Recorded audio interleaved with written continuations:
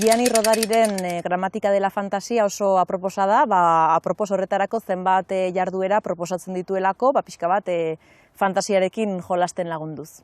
Idazketa lantzeko onena da idaztea eta irakurtzea, baina liburu bat aukeratzezkeotan aukeratuko nuke Julio Cortázarren Clases de Literatura.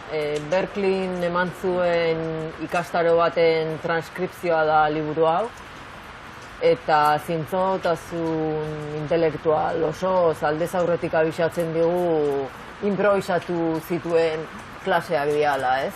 Orduan, Ibarziaren ipuinak. Federico Cruzbiren ipuinak dira, ipuin bilduma bat.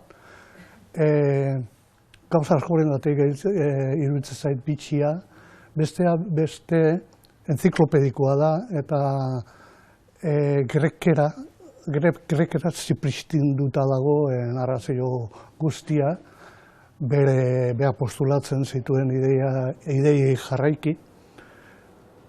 Eta, uste dut oso eskutuan gelditu dela, baina badaukala zeratera. Erraiten zutenez, errota untan errotari nogabe bat bizi zen.